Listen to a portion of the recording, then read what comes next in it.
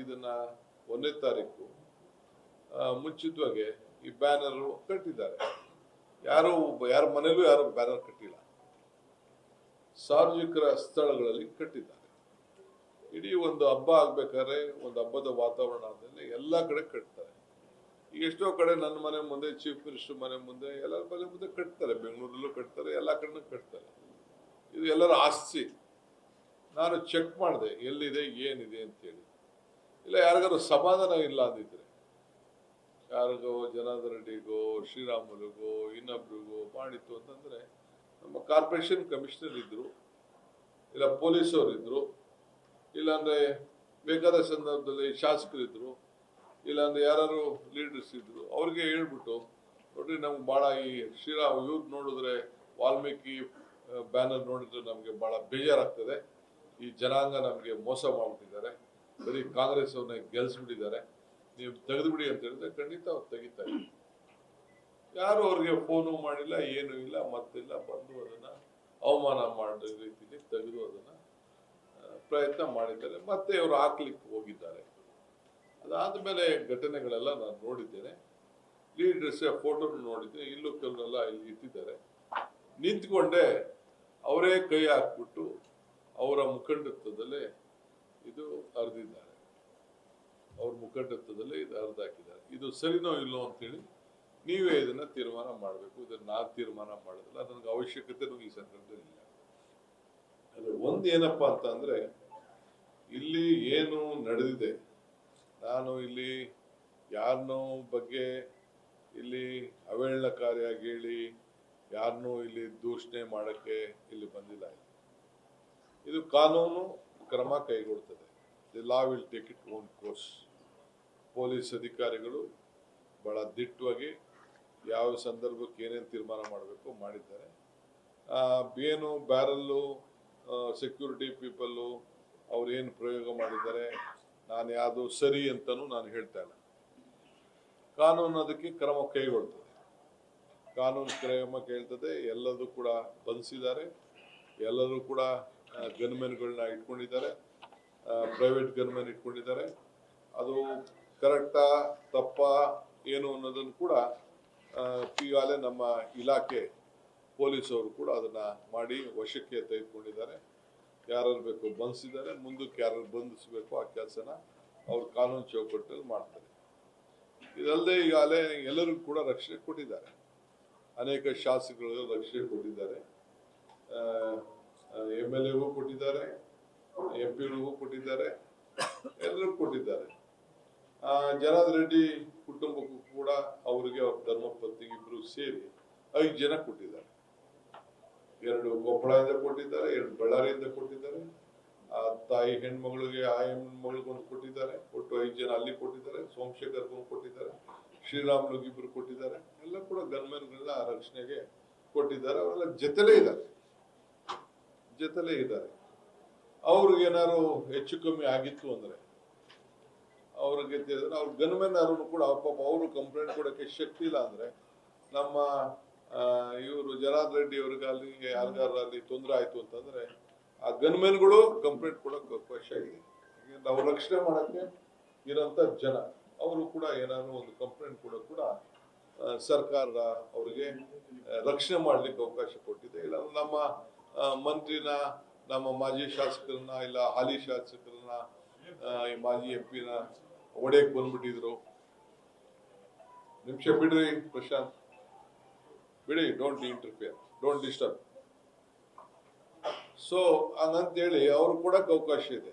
ನಾನು ಕೇಳಿದೆ ಯಾರು ಕೊಟ್ಟಿದ್ದಾರೆ, ಯಾಕೆಂದ್ರೆ ನನ್ನ ಕೊಲ್ಲಿಕ್ಕೆ ಸಂಚು ನಡೀತು ಅಂತ ಹೇಳ್ತಾ ಇದ್ರು. ಅದಕ್ಕೆ ಅವ್ರೇನಾದ್ರು ಕೊಟ್ಟಿದಾರಂತ ನಾನು ಸ್ವಲ್ಪ ಕೇಳಿದೆ ಅವ್ರಿಗೆ. ಅವರು ಇಲ್ಲ ಸರ್ ಯಾವುದು ಬಂದಿಲ್ಲ ಅಂತ ಹೇಳಿದ್ರು. ಯಾವುದೋ ಒಂದೇನೋ ನನಗೆ ಭಯ ಇದೆ. ಯಾಕೆಂದ್ರೆ ಪಾಪ Z ಕ್ಯಾಟಗರಿ ಕೇಳ್ತಾ ಇದ್ರು ಕೆಲವರು. Z ಕ್ಯಾಟಗರಿ ಕೊಡ್ಬೇಕಾದವರು ಯಾರು ಅಂತ ನನಗೂ ಗೊತ್ತಿಲ್ಲ. ನನಗೆ ಈಗ ತಿಳ್ಕೊಂಡೆ ನಾನು. ಸೆಂಟ್ರಲ್ ಗೌರ್ಮೆಂಟ್ ಕೊಡೋದು ಕೇಳಿ ತಗೊಳ್ಳಿ, ಯಾರು ನಮ್ದೇನು ಅಭ್ಯಂತರ ಇಲ್ಲ. Z ಅಂತ ತಿಳ್ಕೊಳ್ಳಿ, ಯಾವ ಕ್ಯಾಟಗರಿ ಅಂತ ತಗೊಂಡ್ರೆ ನಮ್ದೇನು ಯಾವ ತರದ ತಕರಾರು ಕೂಡ ನಮ್ಗಿಲ್ಲ. ಒಟ್ಟಾರೆ ನಾನು ಹೇಳೋದು ಅಷ್ಟೇ, ಇದು ಆಗ್ಬಾರ್ದಾಗಿತ್ತು. ನಾನು ಮಾಧ್ಯಮದ ಮುಖಾಂತರ ಎಲ್ಲರಿಗೂ ರಿಕ್ವೆಸ್ಟ್ ಮಾಡ್ಕೊಳ್ತೀನಿ.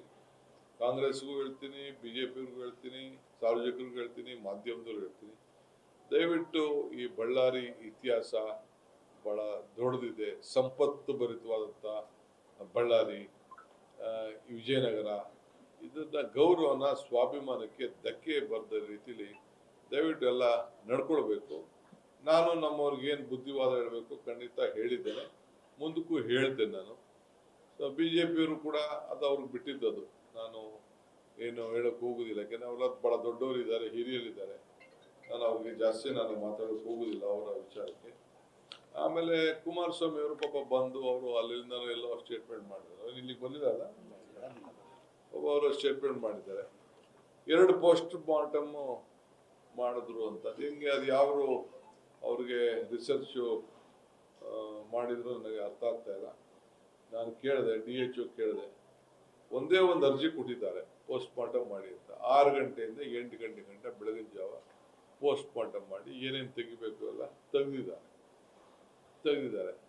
ಒಂದೇ ಪೋಸ್ಟ್ ಮಾರ್ಟಮ್ ಮಾಡಿ ಅದ್ರ ಬಗ್ಗೆ ರಿಪೋರ್ಟ್ ಕೊಟ್ಟಿದ್ದಾರೆ. ಯಾವ ಲೆಕ್ಕದಲ್ಲಿ 2 ಪೋಸ್ಟ್ ಮಾರ್ಟಮ್ ಮಾಡಿದ್ದಾರೆ ಅಂತ ಈ ರಾಜ್ಯಕ್ಕೆ ತಪ್ಪು ಸಂದೇಶ ಕೊಡ್ತಾ ಇದ್ದಾರೋ ಒಬ್ಬ ಕೇಂದ್ರ ಸಚಿವರಾಗಿ ನನಗಂತೂ ಅರ್ಥ ಆಗ್ತಾ ಇಲ್ಲ. ಅದು ಬಹುಶಃ ಇನ್ನೇನಾದ್ರು ಅವ್ರ ರಿಸರ್ಚ್ ಇತ್ತು ಅಂದ್ರೆ ಪೇಪರ್ಗಳು ನೀವು ಕೇಳಬೇಕಾಗ್ತದೆ, ಎಲ್ಲಿದೆ, ಎಲ್ಲಪ್ಪ, ಯಾರು ಹೇಳಿದ್ರು, ಏನು, ಎಲ್ಲಿ 2 ಪೋಸ್ಟ್ ಮಾರ್ಟಮ್ ಮಾಡಿದ್ರು ಅಂತ ತಾವೇನಾದ್ರು ಕೇಳಿದ್ರೆ ನಮಗೂ ತಿಳ್ಕೊಳಕ್ಕೆ, ಭೂಮಿ ಒಳಗಡೆ ಆ ಉದ್ದದ ಮೇಲೆ ತೆಗೆದುಬಿಟ್ಟು ಏನಾದ್ರು ಇನ್ನೊಂದು ಪೋಸ್ಟ್ ಮಾರ್ಟಮ್ ನಡೀತಾ, ಇಲ್ಲ ಮುಂಚಿತವಾಗಿ ಏನಾದ್ರು ನಡೆದಿತ್ತಾ ಏನು, ಇಲ್ಲ ಅವ್ರ್ಯಾರು ಬೇಕಾದ್ರು ಡಾಕ್ಟರ್ಗಳು ಕಳಿಸ್ಬಿಟ್ಟು ಮಾಡಿಸಿದ್ರ, ಇಲ್ಲ ಸರ್ಕಾರನೇ ಮಾಡಿಸ್ತಾ, ಇದೆಲ್ಲ ಕೂಡ ನಮ್ಮ ಮಾಹಿತಿ, ಸಾರ್ವಜನಿಕರ ಮಾಹಿತಿ ಕೂಡ ಇದು ಅವಶ್ಯಕತೆ ಇದೆ. ಈ ರೀತಿ ಸರ್ಕಾರದ ಮೇಲೆ ಏನಾರು ಮಾಡಿ ಮಾಡಿದಂತ ತಪ್ಪು, ಬ್ಯಾನರ್ ಹರಿಸಕ್ ಪ್ರಯತ್ನ ಮಾಡಿದ ತಪ್ಪು ಅನ್ನೋದನ್ನ ಮುಚ್ಕೊಳ್ಳಿಕ್ಕೆ ಈ ರೀತಿ ಬಂದು ಸ್ಟೇಟ್ಮೆಂಟ್ ಪಾಪ ತಪ್ಪಾಡ್ಲಿ, ತಪ್ಪೇನಿಲ್ಲ. ಒಬ್ರು ಏನೇ ಎಷ್ಟು ಲವಲವಿಕೆ ಇದ್ರು, ಎಷ್ಟು ಯಾವ ರೀತಿ ನಡೀತು, ಶ್ರೀರಾಮುಲುಗೂ ಜನಾರ್ದನ್ ರೆಡ್ಡಿಗೂ ಏನ್ ನಡೀತು, ಕುಮಾರಸ್ವಾಮಿಗೂ ಜನಾರ್ದನ್ ರೆಡ್ಡಿಗೂ ಏನಿತ್ತು, ನಮಗೂ ಶ್ರೀರಾಮುಲುಗೂ ಏನ್ ನಡೀತು, ನಮಗೂ ಕುಮಾರಸ್ವಾಮಿಗೆ ಏನ್ ನಡೀತು, ಅದೆಲ್ಲ ಒಂದ್ ಕಡೆ ಸೈಡ್ ಇಡೋಣ.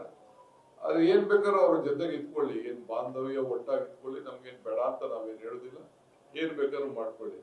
ಆದ್ರೆ ಸಾರ್ವಜನಿಕರಿಗೆ ಈ ತಪ್ಪು ಮಾಹಿತಿಯನ್ನ ನಿಮ್ಮ ರಾಜಕೀಯದ ಬೆಳೆ ಬೇಯಿಸ್ಕೊಳ್ಳಿಕ್ಕೋಸ್ಕರ ಈ ರೀತಿ ಸುಳ್ಳು ಹೇಳೋದ್ರಿಂದ ನಿಮ್ಮ ಘನತೆ ಕೂಡ ಬಹಳ ಗೌರವಕ್ಕೆ ಕಡಿಮೆ ಆಗ್ತದೆ ಅಂತ ಹೇಳಲಿಕ್ಕೆ ನಾನು ಈ ಸಂದರ್ಭದಲ್ಲಿ ನಾನು ಬಯಸ್ತಾ ಇದ್ದೇನೆ. ನಾನು ಎಲ್ಲ ಪ್ರತಿಯೊಂದು ಇನ್ಸಿಡೆಂಟ್ ಕೂಡ ನಾನು ಅಧಿಕಾರಿಗಳ ಜೊತೆ ತೆಗೆದುಕೊಂಡಿದ್ದೇನೆ. ಬೆಂಗಳೂರು ಹಾಸ್ಪಿಟಲ್ ಇಂದನೂ ಕೂಡ ಮಾಹಿತಿ ಪಡ್ಕೊಂಡಿದ್ದೇನೆ. ಇಲ್ಲೂ ಕೂಡ ಯಾರ್ಯಾರು ಏನೇ ಸ್ಟೇಟ್ಮೆಂಟು, ಶ್ರೀರಾಮುಲು ಮಾಡಿದಂತ ಸ್ಟೇಟ್ಮೆಂಟ್ ಏನಿದೆ, ಆಮೇಲೆ ಜನಾರ್ದನ್ ರೆಡ್ಡಿ ಅವರು ಅವ್ರಿಗೆ ಹೆಂಗ್ ಬಂತು ಅಕಸ್ಮಾತ್ ಅದು ಯಾವ್ದು ತೋರಿಸ್ತಾ ಇದ್ರಲ್ಲ ಟಿವಿಗೆ, ಸ್ಪಾಟ್ ಅವ್ರ ಮನೆ ಒಳಗಡೆ ಹೊಡೆದಿದ್ರೆ, ಅವ್ರನ್ನ ಕೊಲ್ಲಕ್ ಬಂದಿದ್ರೆ ಅದನ್ನ ಮನೆ ಮಾಜರ್ ಮಾಡಿಸ್ಬೇಕಾಯ್ತು. ಯಾಕೆ ಮನೆ ಕರ್ಕೊಂಡೋಗಿ ಬುಲೆಟ್ ನ ಮಾಜರ್ ಮಾಡಿಸ್ಲಿಲ್ಲ? ಯಾಕೆ ತೋರಿಸ್ತಾ ಇದ್ರಿ? ಯಾಕೆ ಅದನ್ನ ಇಡ್ತಾ ಇದ್ರು? ಯಾವ ಪಾರ್ಟ್ಗೆ, ನಿಮ್ ಪಾರ್ಟ್ಗೆ ಆ ಬುಲೆಟ್ ಬಂದ್ ಬಿದ್ದಿತ್ತು? ತಲೆಗೆ ಬಿದ್ದಿತ್ತ, ಮೈಕ್ ಬಿದ್ದಿತ್ತ, ಎಲ್ಲಿಗೆ ಬಿದ್ದಿತ್ತು?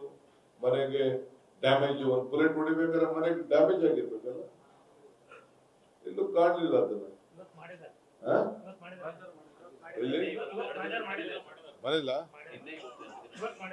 ನನಗೆ ಗೊತ್ತಿಲ್ಲ, ನನಗೆ ಗೊತ್ತಿರೋದು ನಾನು ಹೇಳ್ತಾ ಇದ್ದೀನಿ. ಆ ಬುಲೆಟ್ ಎಲ್ಲಿತ್ತು ಅದು ನಾನು ತೋರಿಸ್ತಾ ಇದ್ರಲ್ಲ, ಹೊರಗಡೆ ಬಿದ್ದಿತ್ತು, ಮನೆಗೇನು ಬಿದ್ದಿದ್ದಿಲ್ವಲ್ಲ.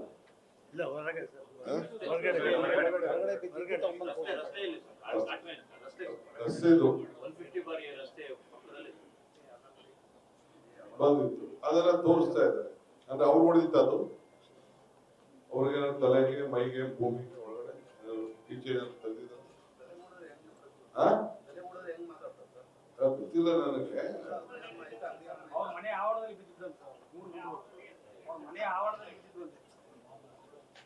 ಅವ್ರು